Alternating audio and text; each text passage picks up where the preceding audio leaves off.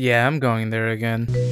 Hey, thank you for giving this experiment of a video a chance, and I'm so glad that so many people liked it. Now I can proudly do more LEGO related content on top of the other stuff I already had planned. It sounds like I'm annoyed, but I'm happy people are spending time to listen to my dumbass ramble about non-issues that I don't research apparently. You'll be getting 3 LEGO videos before the end of the year, and then I'll be put into cryo freeze. So please enjoy, be safe with your loved ones during the holidays.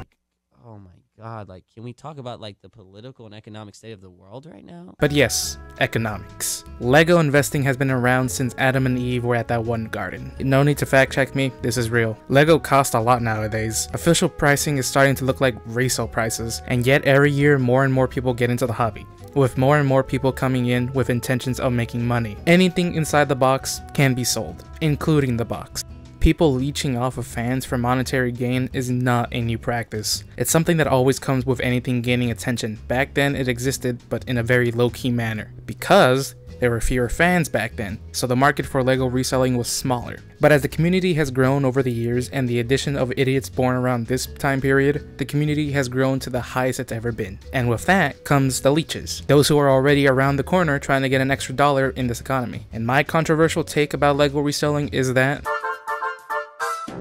Hey folks, viewer mail time again. Oh, here's one from Sally, age 14.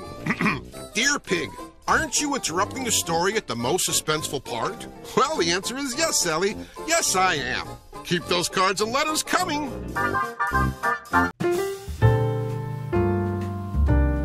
Investing, a timeless classic in making money that sees your returns drastically change from not only thing to thing, but time to time. Gone are the days of trading a piece of wood for a prized pig. Now I can invest in a building, refurnish it, and rent it out to someone while I ignore all their complaints that the building is not up to code. Funny how this is the real get-rich-quick scheme. But then there's something more lucrative, something more underground, something the guy on the monitor told me to do. Toy investing. A sustainable market that as the years go by continues to grow more and more because the population of adults who will now have adult money continues to grow. All trying to buy a part of their childhood they were denied as kids. And with more and more forms of collectibles, while yes designed for kids but ultimately aimed for adult collecting, all the big companies are seeing this and taking advantage of the situation, and are starting to release higher end lines. Stuff like the Hammond collection from Mattel and the HasLab over at Hasbro. And now LEGO Kuso, or well, LEGO Ideas, and now additionally the 18+ series of sets. And knowing people now have adult money, in come the investors, ready to set up shop and pretend to care about you. In technicality and argument's sake, investors come in many different ways, but in actuality they're different sides to the same coin. Well, more of a cube, but enough technicalities, it dwindles down to 2 forms of investment: investing to collect and investing to resell. As much as your local LEGO Instagram reseller tells you otherwise, I'm here to tell you that these two are not at all the same. LEGO has 2 types of investors: those who invest into their own interests and those who invest into their own interests. I give you 1 Krabby Patty, I receive IED bomb. 2 sides of the same coin that ultimately challenges your morality in the process. Those who invest to collect are ultimately doing all of this for themselves. They're investing into their own interests, whether it be building up an army, mock purposes, or just simply padding their own collection with even more shit. Because as long as there's an empty spot on the shelf, it can always be replaced with materialistic goods to fill that void. They keep sets sealed for several reasons, whether it be to have that unmatched unboxing feeling once a set has long since retired, keep a sealed set as a bargaining chip to trade with someone else to get something else into their collection that they don't have, or they just like having something sealed because heaven forbids toys be played with. Then we have those who invest to resell, always on the lookout to see what's hot, always following the LEGO gurus on Instagram and Twitter. The dude who gets sets in bulk just to resell one specific minifigure at an extreme price compared to the rest. Those who are only interested in sets because it has a named character that potentially will make an appearance in an upcoming show. And most importantly, those who invest just to make money off of idiots who actually like the product. But despite me telling you that there's different sides to the same coin, there's still 2 ends to each side. One side definitely being a lot noticeable than the others. On one end, you get those who invest to collect. Those on the laid back side buy 1 or 2 of each set. He's okay if he doesn't get everything in a wave, and is especially okay if it's not day 1. But then you get the extreme side of collecting. Those who not only want every single set before the street date, but gets multiples of it. Those who aren't okay with buying just 5 battle packs, but they want 50 battle packs minimum, but not before bitching about the set itself. Yeah, funny how that happens, but more about that soon, hopefully. Where was I? Oh yeah. Those who buy up the local stock in the name of furthering their mock, that consists of minifigures of a certain faction on a gray base plate. That's the mock. I know it's a very brief explanation of those two opposite ends of the same side, but you can clearly tell just by going off YouTube that most people fall in the latter of the side. But if we flip a coin, bam, reselling. Reselling, reselling, reselling. This is where the fun begins. The side that always stays winning according to those on it. Just like the side of collecting, reselling has both normal people and those on the extreme side of it. Normal people get a set and tend to resell the set accordingly. If it's new, then it hovers either above or just over retail. If it's used, then retail or a little less. If it's old and used, then well, the price keeps lowering. You see, this guy is cool, because while yes, he's a reseller, he isn't a fucking dick about it. Stuff is appropriately priced, and the money isn't their main motive. It's usually the in-bulk sellers you see on sites like Mercari. Those who buy random assortment of items in bulk to resell, and sometimes that bulk will have random Lego sets that are new for cheap. But above all else, they're fun to interact with even if you don't buy stuff from them. But then we look on the other side of the coin and see how much a dollar really costs. The reseller that knows he can flip a $10 minifigure to a $100 minifigure to some dumbass kid and gloats about it. Those who buy everything and anything with malicious intent to resell it back to the quote-unquote community they pretend to care about. You see, it's not scalping if I resell the $15 set for $100 if I do it after it retires. That's just called supply and demand, my friend. These are the people that are not shameful to walk out the store with the entire country's Lego stock in their cart. Those who are itching to open up a set and resell every little aspect from the builds, the stickers, the instructions, the minifigs, and the fucking box. Those who are always looking out for what sets are about to retire to further stock up on potential future sales. In other words, scalping. No, you see, I'm waiting till they retire. It's not scalping. Those who've infested local sites like OfferUp or Mercari with Bricklink-like prices and will block you if you play around with them. Those who are mad when a minifigure that was once in an exclusive set is now in a much cheaper set and drops in value. And no, I'm not talking about this, I'm talking about this.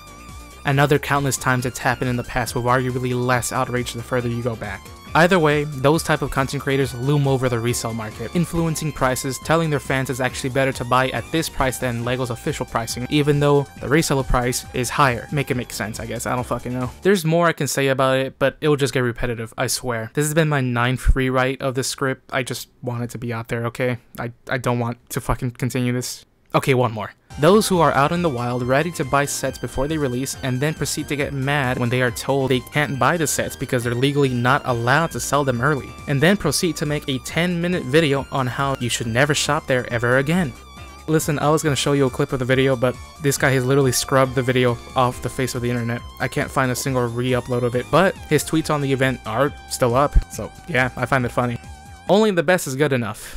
Yeah, I too love it when my favorite Lego YouTuber constantly bitches about how us, the fans, should never settle for less and we shouldn't buy these minifigures and sets at absurd prices because the quality is low, and then proceed to resell said minifigure for more than what the Bricklink market value is on his own website that he controls the pricing to. I know math is hard when you're an idiot, but like if you're a broke boy, just say so. Only the best is good enough, am I right, boys?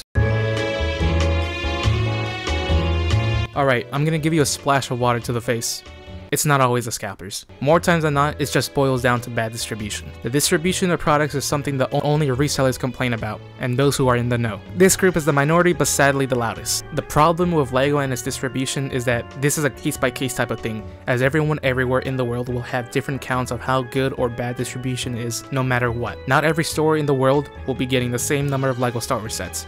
Some stores get too much of a set and others get barely any of a set. Some stores will get the sweet spot amount of sets while others get nothing.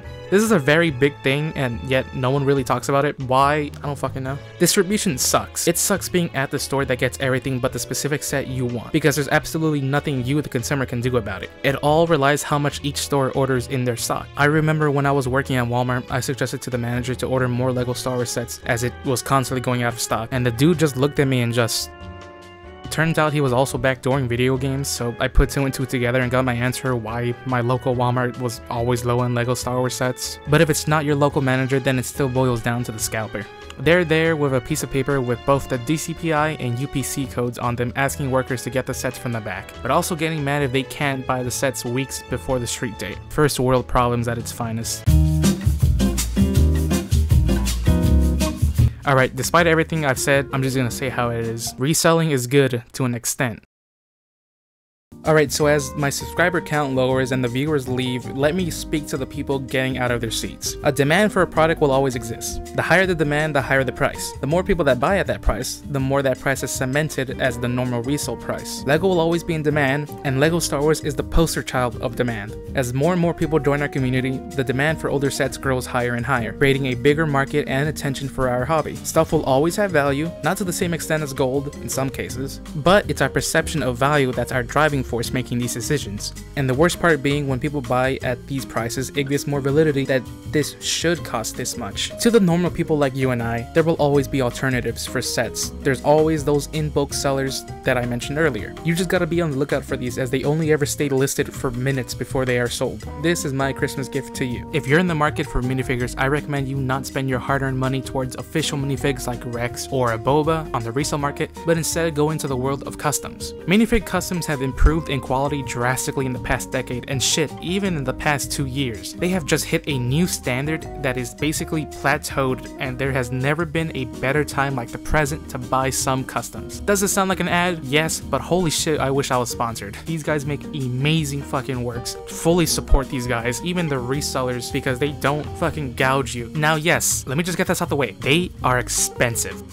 but I mean, so are official minifigs by themselves on the resale market. If you're still a little unsure about all of this, I suggest you to buy a custom helmets first. These are custom pad printed helmets from GCC, Grandpa Clone Customs. Pad printing is the exact printing process Lego officially does to print their minifigures, so the quality is pretty much one-to-one with Lego. These helmets are around $250. Again, I know it may sound steep, but I can assure to you that the quality is worth it, as you can turn this 501st minifigure to an official Sergeant Apo. These two 212 Troopers to Boyle and Waxer. This Mayday Sig Fig into ARC Trooper 5s. Like I said before, it's expensive. It's financially not for everyone, but if you can, I suggest you dipping your feet first with the helmets. If you like it, then dabble into the replacement bodies. And if you love it, then delve into the world of custom minifigures. But back to the resellers. In a weird Stockholm Syndrome type of way, I'm sort of glad they exist. There will always be a supply of sealed older sets, readily available for those who are willing to buy. The market will always be there, giving people the opportunity to get a proper unboxing of these sets. Plus, there's just some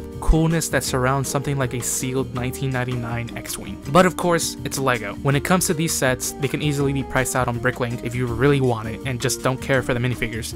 They can easily be replicated with your Lego bin at home with the aid of instructions you find online for free. No shame if it's multicolored, because it shows your passion in building. The aftermarket will always have a surplus of used sets that will always be cheap, unless the seller is cringe. This hobby will always stay afloat, no matter how much time has passed, not because Lego is great, not for the love of the hobby, not for the love of Lego, and not even for the love of Star Wars even, but for the fact I can make money off of someone else's love.